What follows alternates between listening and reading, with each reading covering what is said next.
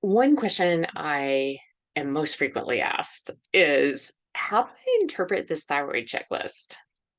So, chances are, if you've been here a minute, and you may have found me this way, there's a thyroid quiz or it may be termed a hormone assessment quiz. Regardless, the intention of this quiz or assessment is to highlight whether any symptoms that you're experiencing that are unexplained and likely have been symptoms that you've been dealing with for a while and quite frankly are frustrated by because you're not getting answers that you seek through standard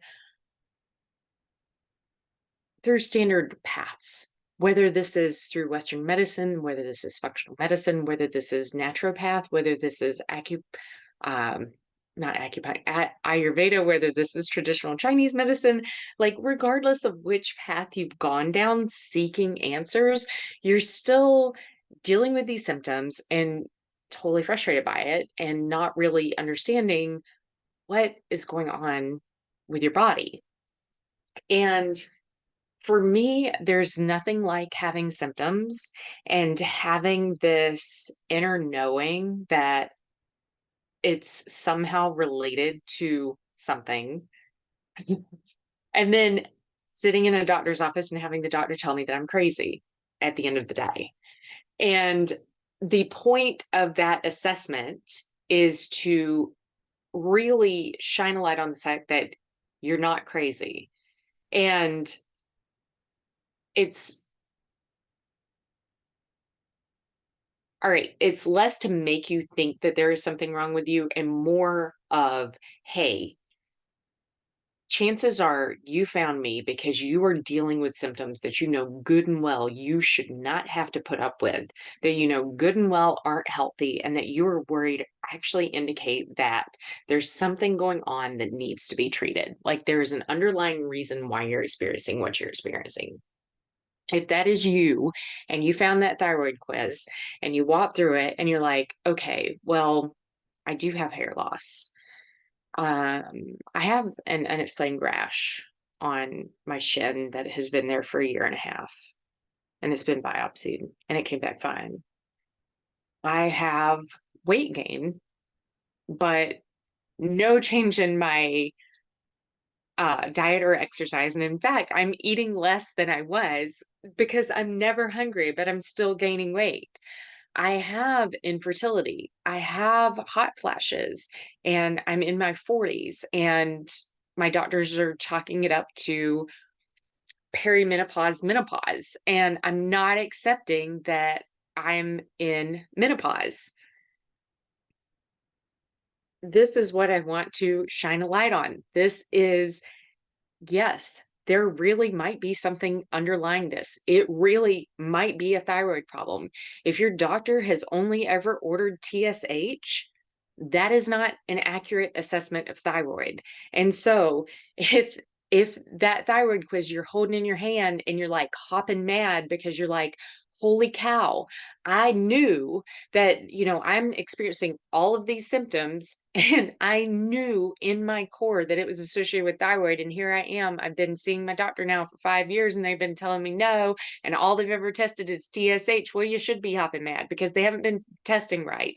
What they actually need to run is free T3, free T4, reverse T3, and specifically anti TPO and anti TG in order to rule out an autoimmune thyroid condition. Now, just because you have these symptoms that are associated with low thyroid, does that mean it's low thyroid? No, it does not. There are four major reasons outside of having something functionally wrong with your thyroid. So, outside of having autoimmune thyroid condition, which is the number one cause of something functionally wrong with your thyroid. I mean, there are other reasons too, thyroid cancer, other reasons for having function, a thyroid that is not functional, not functioning the way it should be, not healthy functioning thyroid. Outside of those reasons, there are four main reasons why people experience symptoms of low thyroid. They are iodine deficiency. None of us are getting sufficient levels of iodine. Okay, unless you live in Japan, unless you eat like a Japanese person, you are not getting enough iodine. It's not in our food supply. The main source of iodine for most of us is dairy, for those of us that actually eat dairy. And the problem with that, so there's a couple of problems with that. So most farmers that are in the know actually provide iodine as a supplement to their cows. The reason being that iodine helps keep breast tissue healthy, helps keep those cows, helps encourage healthy milk production in those cows. The problem is milk is pasteurized, milk is homogenized. If you're not drinking whole fat milk, it is otherwise handled. Iodine sublimes readily, which means so think of this is kind of a gross, maybe this isn't the optimal illustration, but I'm going to use it. All right, so think of a mothball, right? You set a mothball in a room, you go away for 6 months, you come back, and that mothball is shrunk by half. That is sublimation. The mothball is passing from a solid state to a vapor state. That is the process of sublimation. Iodine does the same thing. However, so iodine does the same thing. If you've got like if you've ever seen, quote unquote liquid iodine, like Lugol solution iodine, which is iodine, actually an iodine solution, it is orange. It is orange because iodine is causing that orange coloration.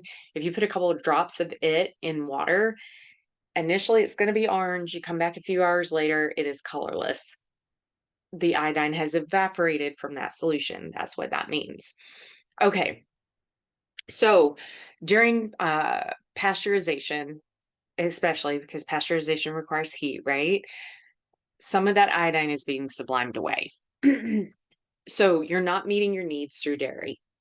Most of us aren't eating sufficient amounts of seaweed, especially seaweed containing iodine, like kelp, to meet the daily requirements for iodine. Most of us are also being exposed to other halogens. So if you think of the periodic table, you think of where iodine falls in the periodic table. There's also fluorine, there's chlorine, there's bromine, there's iodine. And for whatever reason, we say iodine instead of iodine. So be that as it may. All three of these other ones, fluorine, chlorine, bromine, compete with iodine receptors in the body. So you may be like, well, I'm never exposed to bromine. Like, where the hell's bromine come from? Well, bromine, back in the 1970s, iodine used to be used as a conditioning agent in flours. And here I'm talking like the flour that is used to make bread. Like it was a dough conditioner. Iodine was replaced by bromine. So we now have bromated flours or brominated flours. Bromine is also present in various pharmaceuticals, most notably certain asthma inhalers. So bromine competes with iodine receptors in the body. Bromine is also, like brominated agents are also used in like fire retardants as well. So in mattresses and other household items of other types of upholstery. So we're exposed to bromine that way. And once again, bromine competes with iodine receptors in the body. Iodine, the thyroid gland needs iodine. Iodine is iodine is essential to make thyroid hormone. Iodine is when you look at the molecular structure of T3 and T4, both of those thyroid hormones contain multiple atoms of iodine. So iodine is absolutely essential. Fluorine/fluoride also competes with the iodine receptors in the body. Most of us are drinking fluoridated water. It is exceedingly difficult for most water filters to remove fluoride. So water filters will remove chlorine from water pretty readily. They will not remove chlorine or fluoride from water very readily. So you have to like do your due diligence. If you're like, well, I drink bottled water. Well, you need to check the bottled water quality report because not all bottled water is fluoride free. All right. That's way one. Way two is selenium deficiency. Now, selenium is tricky. Like iodine, you just supplement with some kelp supplements, right? Or you eat more kelp, like you eat a lot of kelp. You want to be getting 150 micrograms is the RDA. I would say you'd want to be getting more than that to, for iodine, here, we're back on iodine, to overcome the amount of fluoride and bromide that you're exposed to daily. Um, with chloride, it's a bit different. The body knows how to handle chloride. So we think of table salt as sodium chloride. The body knows how to handle chloride. Now, chlorine, chlorinated agents, those are something different. Like don't use bleach, right? Um, the chlorine that you're exposed to if you swim often, that also competes for iodine receptors in the body. Okay. Now, moving on over firmly to selenium. With selenium, it is possible to overdose on selenium. Um, certain areas of the country have selenium rich water. So first of all, you want to check and be sure like how much selenium is in your water. Second of all, like most of us aren't eating a diet that's super rich in selenium. There are, overall some pretty good dietary sources of selenium, whereas that's not super true of iodine. Um, but outside of like Brazil nuts, a lot of diet sources of selenium may not wind up meeting 100% of your RDA. That said, many multivitamins typically have selenium. You want to look for selenomethionine specifically because it is more bioavailable. Um, so selenium is also one where like test, don't guess. Take a look at your diet, take a look at your where you live and whether or not your water is already rich in selenium.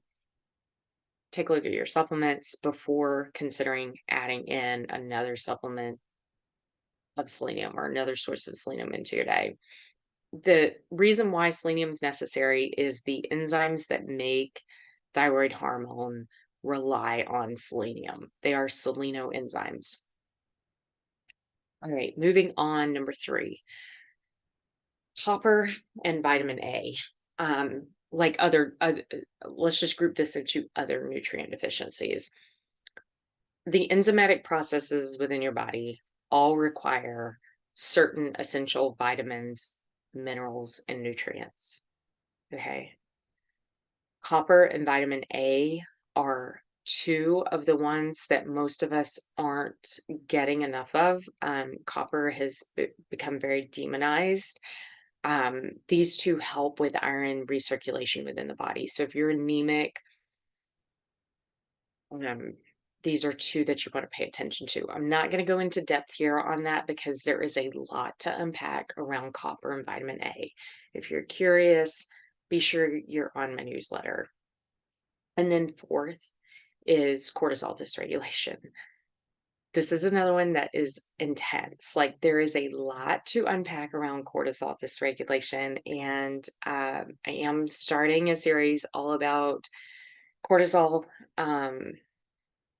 healthy cortisol levels, talking about adaptogens in the context of cortisol, talking about adrenal fatigue, talking about how estrogen dominance ties into this conversation because it very much is related to adrenal fatigue.